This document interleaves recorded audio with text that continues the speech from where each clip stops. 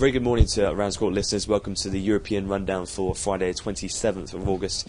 Just gone through 10:30 now in London.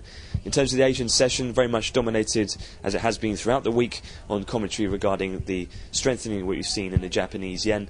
In terms of the Finance Minister, Noda pretty much reiterated his sentiments that they'll take the appropriate action when it's necessary. And latest we've heard from the Japanese Prime Minister, Naoto Kan, is that they are ready to take a bold action in terms of the Japanese government themselves. So the yen seen a little bit weaker across the board, but nothing too massive in terms of price movements there in the dollar-yen pair. Elsewhere, in terms of economic data from the European morning, we've had the latest in the first German state CPIs, which have come in on a slight easing against their previous month. However, the overall market reaction pretty muted. And then we have seen a bit of widening in the peripheral spreads in terms of the European against the German Bunds on a 10-year bond yield basis, which has prompted a bit of lift into Bund futures, getting close to testing around that 2.1% on the downside in the 10-year bond yield.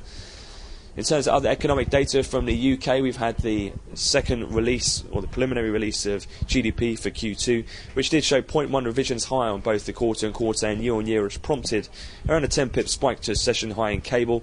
However, that was very short-lived after the total business investment numbers from the UK came in substantially weaker than expected, and cable has eased back down to around the 155 handle.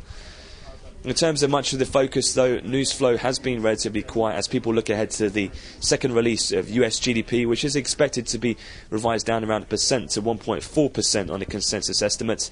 That'll be due at 1:30 London time, and then all attention will turn to Benjamin Bernanke and his symposium in Jackson Hole, where analysts will be looking out, and market participants, and whether indeed he will pay note to some of the deterioration we've had in the various economic releases and US recovery itself.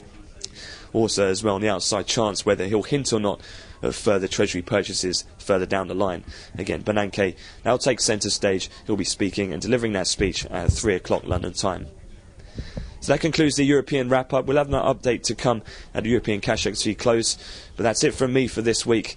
I wish you all a great weekend. For those in the UK, have a great bank holiday weekend, and I'll see you all on Monday.